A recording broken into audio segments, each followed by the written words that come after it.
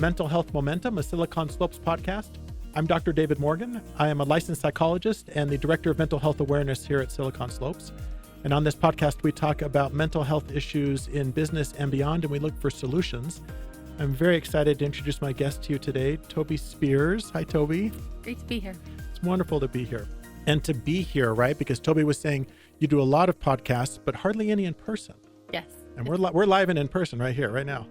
Right and live, right in person. Yep. I love it. Let me tell you about Tobie. She is the visionary founder and director of Be Humanitarian, a nonprofit organization dedicated to making a tangible difference in the lives of those in need. With a profound commitment to service, Tobie leads transformative volunteer vacations to Guatemala, offering companies, families, and individuals the opportunity to give back while rediscovering what truly matters in life. Under Tobie's leadership, Be Humanitarian has made significant strides in addressing critical issues within a remote Guatemalan community. Her volunteer-run nutrition program is testament to her dedication, providing over 10,000 meals each month to combat hunger and malnutrition.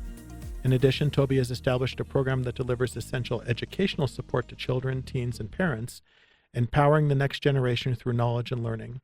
This holistic approach ensures that the entire community collaborates to combat childhood malnutrition through comprehensive education and nutrition programs. Tobie's inspiring work exemplifies how collective efforts can lead to profound change. Her dedication and leadership invite others to join her mission of making the world a better place, one community at a time. I love this, and this wasn't even on my list of questions, but I love that you're not only providing the food, but the education as well. It's the literally give a man to fish, teach a man to fish, right? That sort of thing. So did it start with just one or the other? Or how did that evolve? No, when it began, I knew they had to go together. Yep. It just didn't make sense. Like going to school, if you don't have the food in your body to give yourself the nutrition that your brain needs, right, it's going to be useless. But so many programs will focus more on what's easier, which is to provide food, right? Right. And which is great, Mm-hmm. but like you're saying, it's just they need that.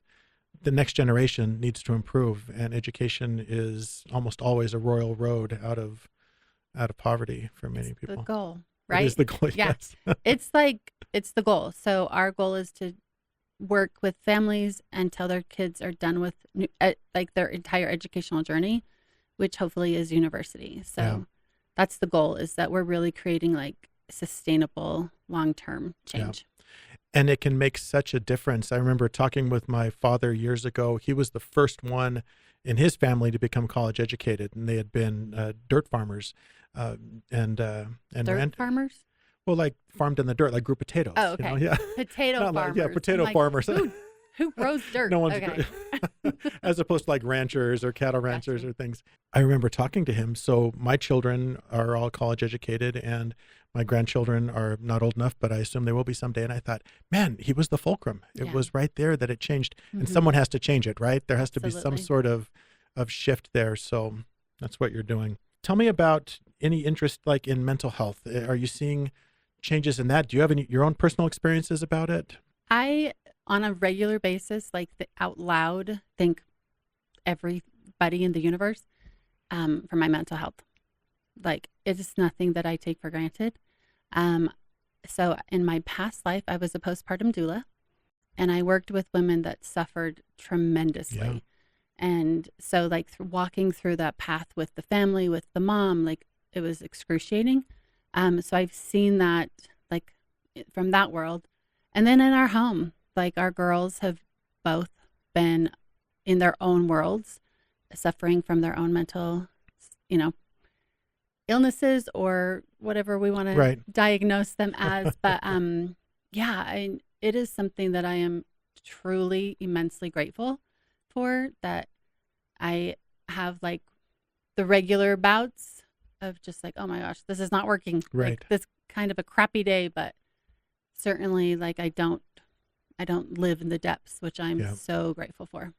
And it's important for people to remember that mental health does wax and wane, right? I mean, like you said, there's days when we're just having a crummy mental health day. Yeah. And physical health. We might have a crummy physical health day. Mm-hmm. And other days we feel great, and other days we're down for a week from some nasty cold or the flu or something. Mm-hmm. And mental health can be the same way. It's not a binary sort of thing either. Right. You either have mental health issues or you don't. We always have mental health issues all the time. Sometimes they're just not very noticeable to us, but I can't. Maybe there are people out there completely self-actualized. I don't know. I haven't met them yet. They live in Guatemala. They That's must. where they live somewhere else. We haven't met them. That's where they are. So how long have you been doing Be Humanitarian? It's a long time. Like we're going on our 14th year. Wow. Yeah. And so how did you have this? So you went from postpartum doula Mm-hmm. to this. So tell me about that journey. I always wanted to work with women. I always wanted to work with children. I came from a background of lots of trauma. And so I just knew that I wanted to be an advocate for the people that didn't have the voice. And that's usually women and usually children. Right. Especially, as you know, in like a Latino culture, in the machismo culture, it is so prevalent that the woman doesn't have the voice. Yeah. And so I really just wanted to work in that population. It is the population that has so much need. Typically, like that is the most malnourished Right. Portion of the population. And so like that was just perfect. It was a perfect segment of the population for me to work with. I'm a mom of 2 girls. So like, those are my people. I'm just like, my husband is very outnumbered in our house. And so those were just like the people that drew me in. Yeah. Working with women and children always. But then someone might say, oh, well, I'll contribute to this or I'll donate to this campaign or something. And you say, I'm going to go to Guatemala and find a place where I can help people. So, I mean, that's a bold step. My husband's a really good sport. And I talked him into going on a road trip.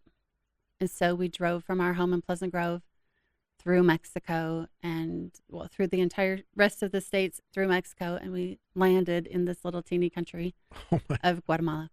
And it was just that experience. It wasn't supposed to be like a trajectory shift. It wasn't supposed to be like this life altering experience, but it turned out to be. So it was just going to be a couple of months. We were just going to stay there, and I was teaching English. My husband was volunteering as a nurse. The girls were going to school. It was just because I'm a firm believer in education outside of the classroom and being outside of our bubbles and seeing what life is like for so many billions of people. So that was it. And travel is so vital to me. I just think that's where so many life lessons are learned. Yeah. And so I was like, okay, let's go. Like, this was our chance to go and have that experience. And we have never been the same. It's so interesting because we can get trapped so easily in our own bubbles, right? And especially in bubbles of perspective of the way that we think things are, the way we think things should be. Yeah. Utah can be particularly challenging for that sometimes because it can be a fairly homogenous culture at times. And I that's why I love travel, because then you can go see something different and you can see not only how people do things differently, but you and I were talking before the podcast, just how many similarities we have as well. I think that's the argument, right? Like, we are all the same. Yeah. Carbon-based life forms. Yeah. Yeah. I mean, we have the same wants. We have the same needs. Like, there isn't a parent around that wishes harm, like for their family. Like, we want the best for our loved ones. We want the best for our community.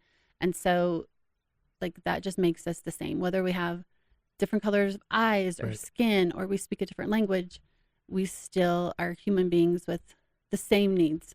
Yeah. I remember years ago, my wife and I were at Disneyland, just the two of us, and we were sitting somewhere eating dinner, and there was I'm fairly sure they were Chinese, just listening to their language, sitting next to us, and they had a toddler. I don't speak a word of Chinese. I don't understand it at all. But the toddler was acting up, and the parents were kind of trying to manage her. And I knew exactly what was happening. I couldn't understand a word, but I knew exactly what was happening. I could tell by just what they were saying to each other and how the child was reacting. And again, it was just that acknowledgement or that awareness that the things that make us different from one another are really very small. And the similarities are massive. Yeah. I'm like, I raised toddlers. I know what that's like.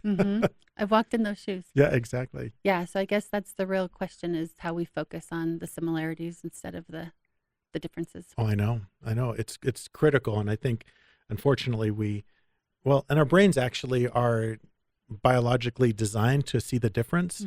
And so but our brains are designed to do a bunch of things. And if we just did in this life what we came pre-programmed to do, that's ridiculous. We're here to improve. We're here to become different people and learn along the way. Exactly. Yeah. Change our brains. We can change our brains all day long. Speaking of that, I'm curious, what changes do you see in the people that participate? Do you get a lot of first timers? Do you get a lot of repeat people? Tell me about that population. Our volunteers, is that what you mean? Yeah, like the people that are going down to Guatemala on your trips. So it's beautiful. We have a lot of people that have never traveled, either like left the country or been on an airplane. So it's a big shift. Wow. We also have individuals who say that they've gone to different countries, but I have to argue with it because I'm like, well, if you go to Puerto Vallarta and you stay in an all-inclusive hotel, like how much of Mexico did you see? Right. Did you see Mexico? Like that's a question I ask. So when we go to Guatemala, we are in Guatemala. Yeah. I have a Guatemalan friend. She was born and raised in Guatemala. I met her here, like in Vineyard. She lives in Vineyard, and she's come with us multiple times. And she's like, "This is the most authentic experience I've ever had in the country where I was born." Wow! Because we collaborate with the community. We collaborate with our community, our families. Like we walk on the same streets that they walk on. We eat meals in their homes. Like we are there to walk the road along them and to lift each other up, which is such a privilege. But to watch like the light bulbs go off from volunteers who have maybe never walked into a home with a dirt floor or, a tin roof. And then all of a sudden they're like, oh, okay. And then we chat every night, like at dinner, like, wow. So billions of people live like this. Yes. Like your reality is a reality that is of the 1%ers, like a minimal amount of people on this globe. Even the earth. Poorest among most United States Americans, exactly, are in that 1%. Yeah. So it's phenomenal. Yeah. It's a beautiful, life-affirming experience to be able to walk in the shoes of another human being and to be able to serve. Do you get like repeat business, people that do it over and over again? Yeah. I'm wondering if there's, and you maybe don't know the answer to this, but does anyone ever report like improvements in like their mental health or life perspective, or that they feel better about things? I don't actually ask that. Sure. Like I've never had that question, but I know statistically that there is evidence that says like, travel, getting out of your regular everyday routine really does good for your mental health. But then there's also statistics about service and what service does to your mental health. I remember years ago reading a book called We to Me, and it's the philosophy of like, instead of just consistently being concerned about your own welfare, like looking outside and saying, what can I do for that person? How can I serve? And I know that makes a difference with our mental health. It does. Yeah. It's perspective. And so much of mental health is based on how we see the world, the lens through which we see the world. Right. And we come equipped with a lot of those lenses, or we learn them through how we're raised as children. And until we look at them and try to say, is this something that's serving me? Is this a perspective that is a healthy perspective on life? Or is this something that's really dragging me down? Then becomes like the arduous work of actually changing that, because the brain is amazing, but it is resilient, and it doesn't just... And stubborn. Yeah, exactly. As it should be. But the more you do something, the more the brain will adjust to it. But I do think there can be those almost tentpole transformative experiences where people go and they just have this, like I said, the light bulb comes on. Yeah. And then I think that facilitates future change. We were talking earlier as well about time that I spent in Mexico, and same thing. It's literally something that transformed me, not only because of being able to serve, but just the people were just amazing. Some of the best people I'd ever met, and they were so grateful. Absolutely. They were just grateful for everything, and they had nothing. Yeah. And I'm grousing when the air conditioning in my third car is running a little hot, Right. What a perspective shift. Right. So I do want to say, because we were talking about volunteers, but we have corporate partners, we have sponsors, we have donors that donate. And one of our corporate partners, they're right here, Big Red Jelly. And the CEO, he often will say that he jumps out of bed and he's just like bogged down with like there's so Right. much to do. Or if he's feeling blue and he's just like, come on, like this is a crap day. He instantly just thinks about the kiddos at Be Humanitarian. He's like, okay, I'm going to work because we're doing good for the world. I'm going to work for more than just a paycheck. And he uses that. His staff uses that.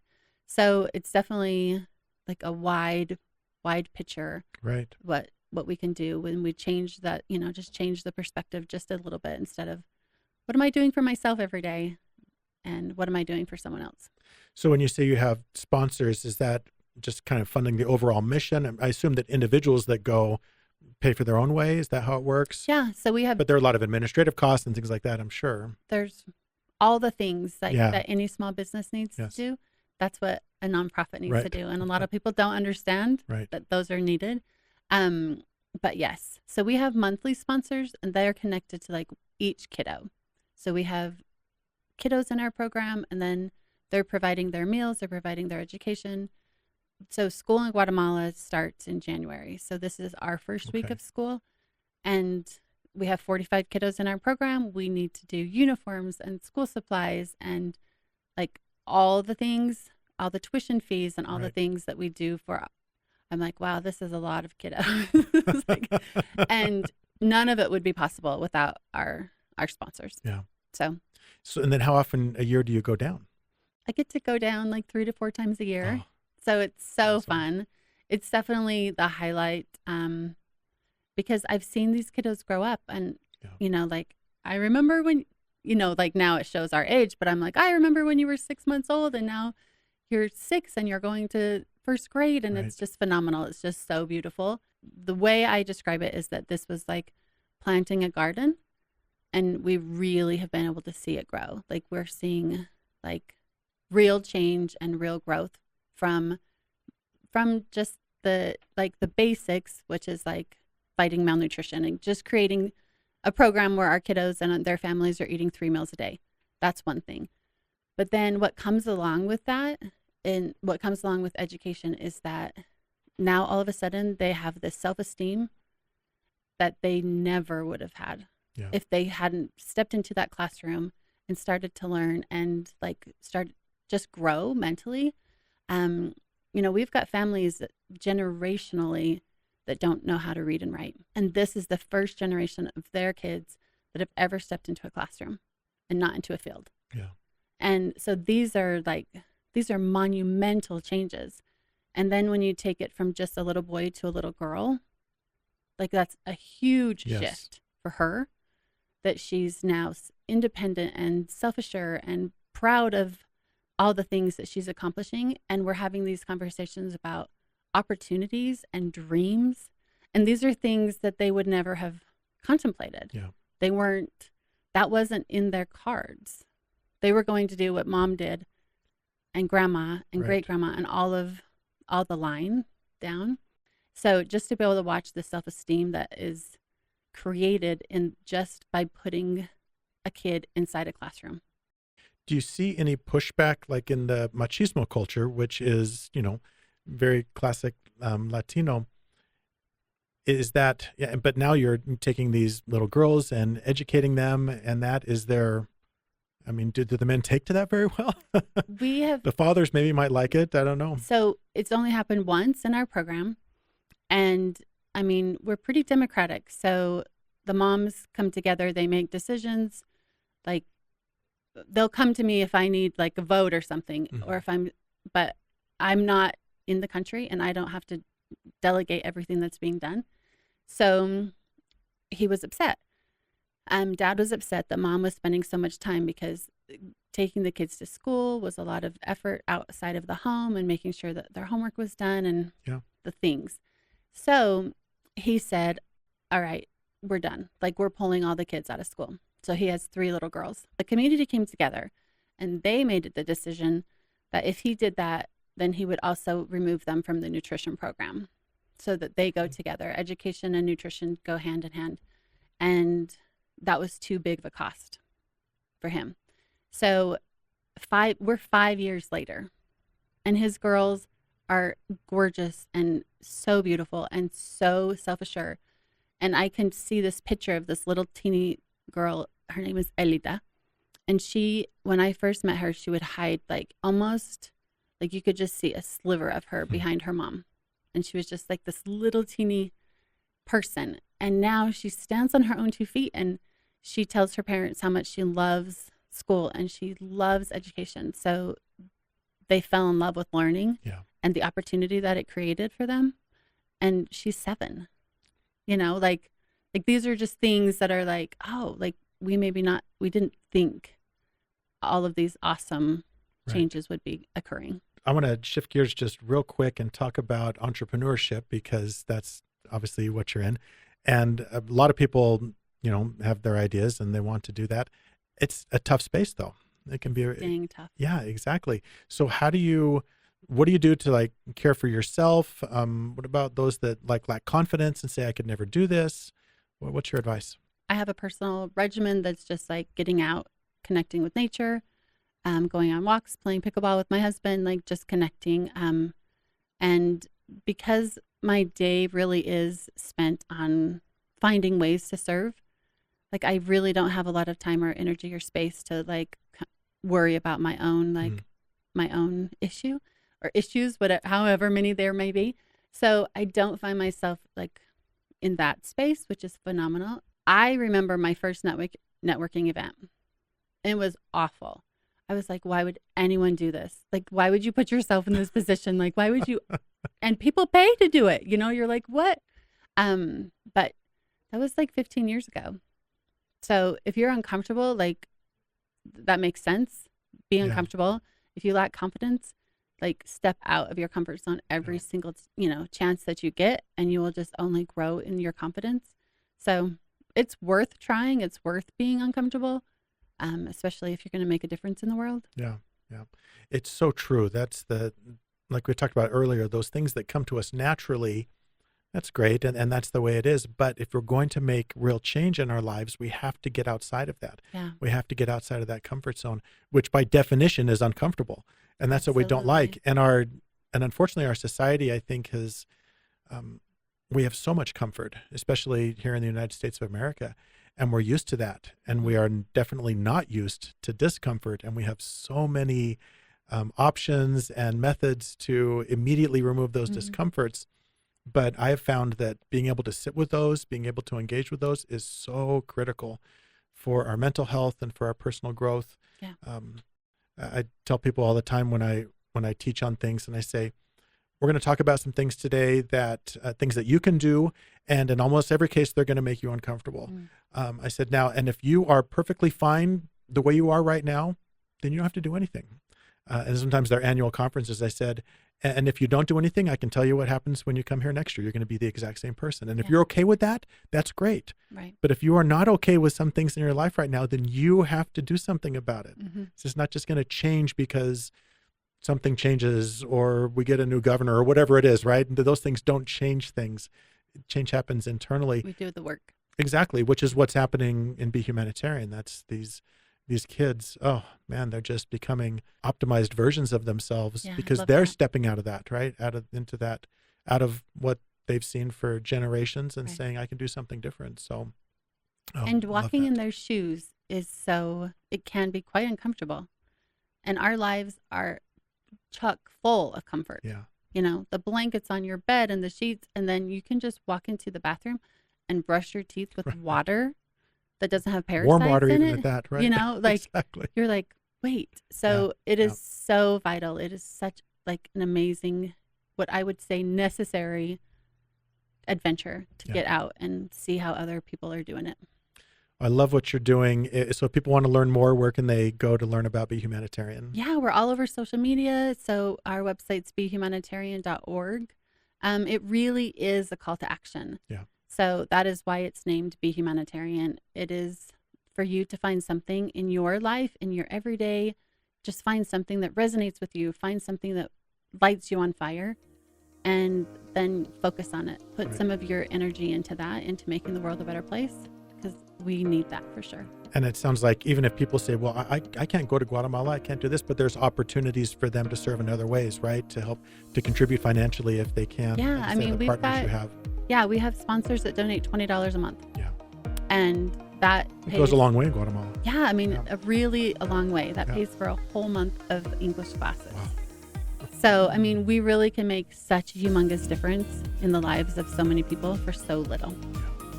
Well, thank you for all you're doing, and thanks for coming in and chatting so today great to in meet person. You. I know, in person. I love it. Thank you.